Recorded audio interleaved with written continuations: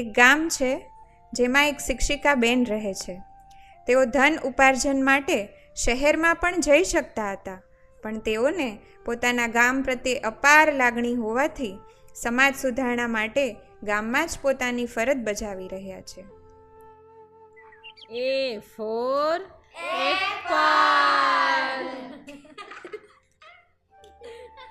B for ball. આ ખરાબ આદત છે.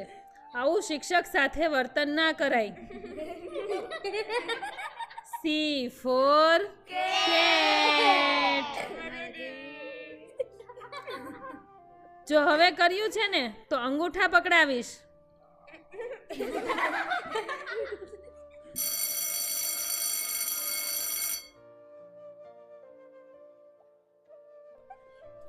વાંક આ બાળકોનો નથી. બાળકો હજુ નાના છે. વાંક એના આજુબાજુના માહોલનો છે. મારે એકવાર એના માતા પિતા સાથે વાત કરવી પડશે. આવ આવ કરસાન.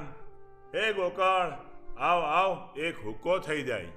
એલા હા હા, કેમ નહીં? હુક્કો બુક્કો તો ઠીક છે, પણ એક બાજી થઈ જાય. આ હુક્કો તમારા સ્વાસ્થ્ય માટે હાનિકારક છે. તમારા ફેફસા બગડી જશે. આ વસ્તુ ઠીક નથી. હે માસ્તરાણી, રહેવા જો ને. હવે કદાચ વયા જાઓ તો હું પડ્યું રહે. તમે તમારું કામ કરો બાપા. પણ દાદા, જાઓ જાઓ, તમારું કામ કરો. આ વડીલ તો ખરેખર સમાજના આદર્શ હોવા જોઈએ, પણ એ તો સાંભળવા પણ તૈયાર નથી. પણ ઠીક છે.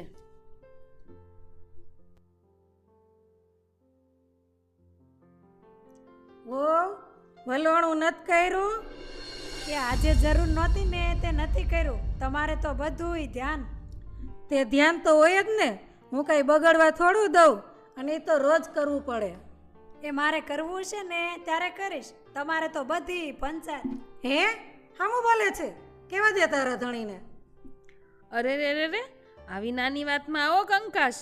હું તો તમારા બાળક વિશે વાત કરવા આવી હતી, પણ ઘરમાં જ આવો માહોલ હોય તો બાળકોનો શું વાંક? હવે છોકરા કેમ મોટા કરવા એ પણ તમે એમને શીખવાડશો? કંઈ નહીં, ચાલો પછી ક્યારેક.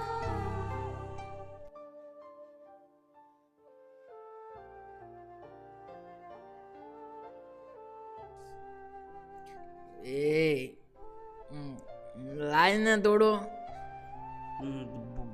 બોટલ કાલે વીકી છે. તે વધારે લેવાય ને. ભાઈ, તારું નામ ગૌતમ છે. તને ખબર છે ગૌતમ બુદ્ધ કોણ હતા? આ તું તારા જીવનની શું દશા કરી રહ્યો છે? તું હજી યુવાન છો, તારું કરિયર બનાવ. શું કામ તારું લીવર બગાડે છે? પિતા પછી હું બુદ્ધ જોઉં છું.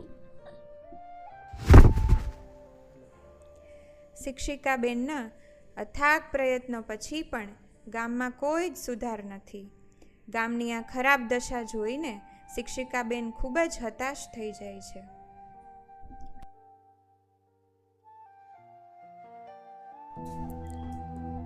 હે પરમાત્મા, મારા માતા પિતાએ મને ભણાવી ગણાવીને સમાજ સુધારક બનાવી. એનો શું લાભ? મારા ગામના લોકો માટે તું કંઈ કરી શકતી નથી કે ગામના લોકો સમજવા જ નથી માગતા. હે પરમાત્મા, હવે જો તમે સાક્ષાત આવો તો ક્રાંતિ થાય. હું હવે અહીં અસક્ષમ છું. હવે હું કાંઈ કરી શકતી નથી. હું આ ગામ છોડીને જાઉં છું.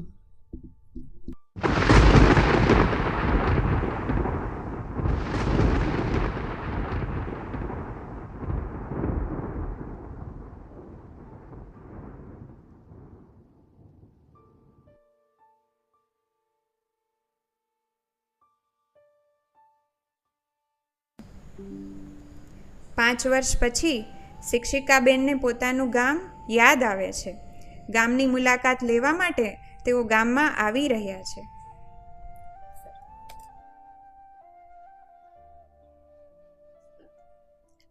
આજે આ ગામ છોડ્યાને 5 વર્ષ વીતી ગયા. ચાલો જો તો ખરી આ ગામની શું દશા છે.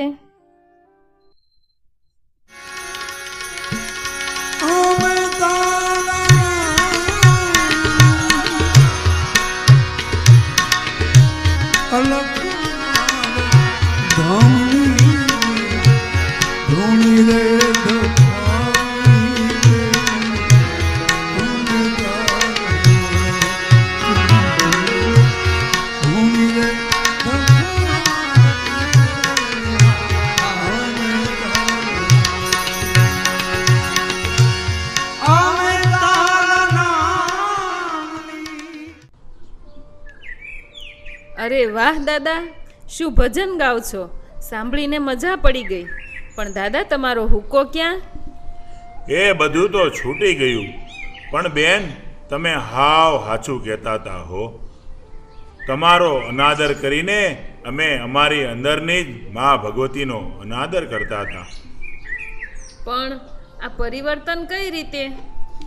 અરે બેન, અમારા અંદરની સુરતા જાગી ગઈ છે. અમને સમર્પણ ધ્યાન મળ્યું અને બાબા સ્વામી જેવા સદગુરુ મળ્યા. અંદરની માં જાગી ગઈ ને સદગુરુની કૃપા થઈ ગઈ. એમાં એવું છે ને બેન, એક દી અમે હુક્કો પીતા હતા ત્યારે સુરતથી ઓલા પીળા લુગડા માથે બાંધીને આવ્યા. અમને કે હાલો દાદા શિબિરમાં. પરાણે લઈ ગયા કે આજે ન ગમે તો કાલે નહીં આવતા. ત્યાં તો અમને બહુ ગમ્યું અને ધ્યાન કાયમ માટે અપનાવી લીધું. ચાલો, ત્યારે હું રજા લઉં છું. આવજો બેન. જય બાબા સ્વામી. સમર્પણ ધ્યાન બાબા સ્વામી પણ ઠીક છે, સારો સુધાર છે. એ બા, વલોણું થઈ ગયું છે ઓ. બેટા, બધુંય તારું જ છે, તને જેમ ફાવે એમ કર. ઠીક છે બા. લે માસ્તરાણી બેન, તમે આવો આવો આવો. સાચું કહું, તમારો સમ જોઈને મને બહુ આનંદ થાય છે. આનંદ ને બેન, ઈ તો આઠે પોર રહે છે. અરે બેન, હીરલો હાથ લાગ્યો છે, હીરલો. હીરલો? અરે, કઈ સમજાય એવું બોલો ને બા. બેન, અમે સમર્પણ ધ્યાન કરીએ છીએ. આ સમજણ અમને ધ્યાન કરતા કરતા અંદરથી જ આવી ગઈ છે. અરે, આ તો હું બીજી વાર સાંભળી રહી છું. હા બેન, અટાણ સુધી આ નારાજગી ને ક્રોધ રાખીને અમે અમારા ચક્રો હાથે કરીને જ ખરાબ કરતા હતા. પણ બેન, હવે ધ્યાન કરતા કરતા ધીમે ધીમે બધું સમજાય છે.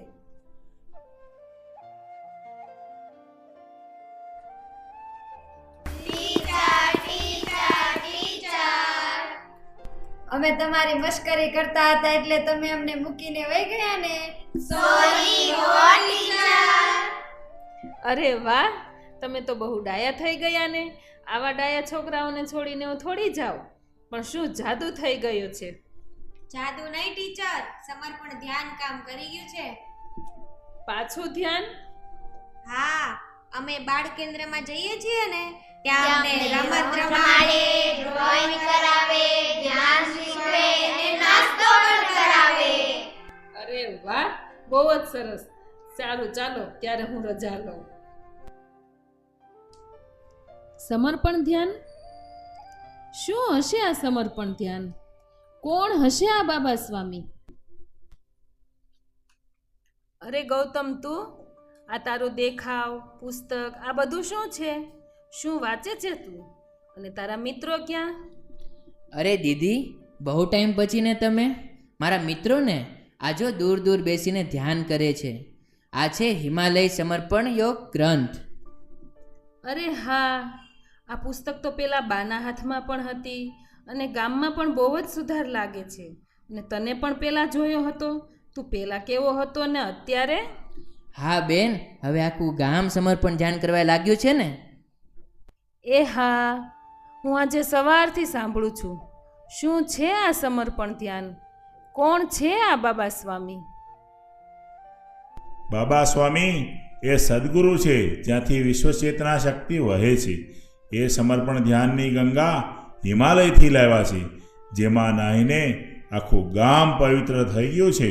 આ પુસ્તકમાં એની સમગ્ર સાધના કાળનું વર્ણન છે ને આ ધ્યાન કરવાથી અનુભૂતિ પ્રાપ્ત થાય છે. પણ એવું કેવી રીતે બને? હું તો સમજાવીને થાકી ગઈ. કોઈ સમજવા જ તૈયાર ન હતું. પણ એ સમજણ તો બહારી હતી બેન. સમર્પણ ધ્યાન ભીતરથી બદલાવ લાવે છે. હું કરવું, હું ન કરવું, એ સમજણ તમને ભીતરથી પ્રાપ્ત થાય છે. એ હા સાચી વાત કરમસી. આપને થોડું મોડું થઈ ગયું અમૂલ્ય જ્ઞાન માટે, પણ કંઈ નહીં, જાગ્યા ત્યારથી હવા. હવે તો આ માયલો તરી ગયો ને બેડો પાર થઈ ગયો.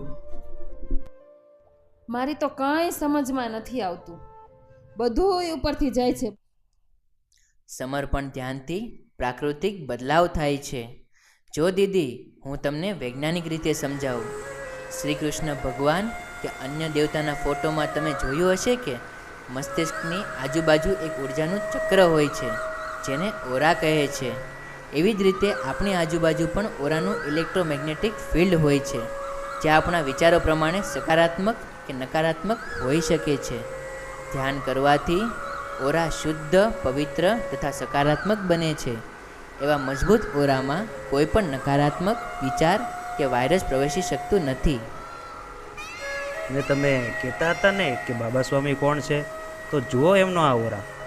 તેઓ જ્યારે લંડન ગયા હતા ત્યારે ત્યાંની થિયોસોફિકલ સોસાયટીના વૈજ્ઞાનિકોએ એમના ઓરા ફોટોગ્રાફી દ્વારા ચેક કર્યા હતા. જ્યારે તેઓએ આ સ્વામીજીનો આ ફોટો જોયો તો સ્તબ્ધ જ રહી ગયા. આ એમના એ ઓરા હતા જેમનો શરીર ભાવ પૂર્ણતઃ શૂન્ય થઈ ગયો હોય. આવા સુંદર ઓરા સ્વામીજીના સાધનાકાળ દરમિયાન ધ્યાનથી જ નિર્માણ થયા હતા. જાણો છો બેન, આપણા પર ધ્યાનનો પ્રભાવ શું કામ વધારે પડે છે? કેમ કે આપણા શરીરમાં પણ 70% પાણી રહેલું છે. મોટો નામના વૈજ્ઞાનિકે પાણી પર એક પ્રયોગ કરેલો, જેમાં ધ્યાન કર્યા પહેલાં અને ધ્યાન કર્યા પછીની પાણીની ગુણવત્તામાં ફેરફાર થયો હતો. પરિણામ સ્વરૂપે પાણીમાં સુંદર ક્રિસ્ટલ નિર્માણ પામ્યા હતા. તો આપણા શરીરમાં પણ ફેરફાર થાય કે નહીં? ધ્યાનની સકારાત્મક ઉર્જાને કારણે આપણી ભીતર પણ સકારાત્મક બદલાવ આવે છે. હવે સમજાણું બેન કે હજી એક્સપ્લેન કરું? ઘણું સમજાય છે, પણ હજુ જાણવાની ઈચ્છા છે. મનુષ્યના મસ્તિષ્કમાં અનેક તરંગો પરિસ્થિતિ પ્રમાણે ઉત્પન્ન થતા રહેતા હોય છે. એમાં મુખ્યત્વે બીટા, આલ્ફા, થીટા અને ડેલ્ટા તરંગો હોય છે. જેમાં મનુષ્ય મુખ્યત્વે બીટા તરંગોમાં જીવતો હોય છે. રાત્રે ગાઢ નિંદ્રામાં જ આલ્ફા, થીટા તથા ડેલ્ટા અવસ્થા પ્રાપ્ત થાય છે.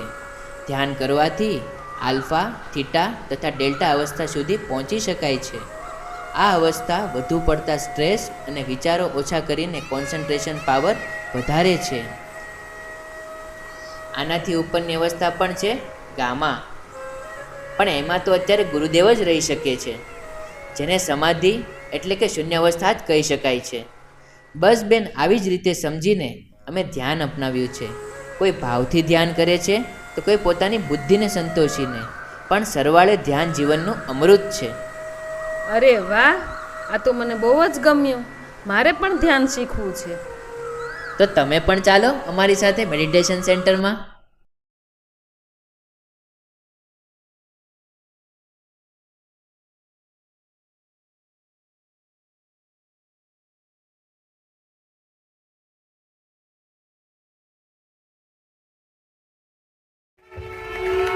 બોલે બાબા સ્વામી મહારાજ કી, સદગુરુદેવ કી, બાબા સ્વામી મહારાજ કી.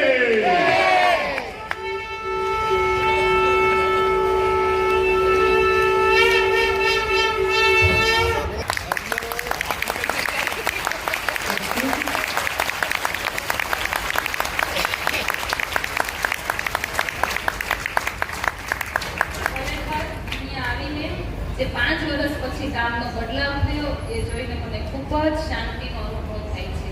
અહીંયા જે જીવન સદગુરુ મેં જોયા એ સદગુરુનો જઈને જે મેં શાંતિનો અનુભવ કર્યો એવો શાંતિનો અનુભવ મને ક્યારેય નથી થયો. ખૂબ ખૂબ ધન્યવાદ. બોલે બાબા સ્વામી મહારાજ કી, સદગુરુદેવ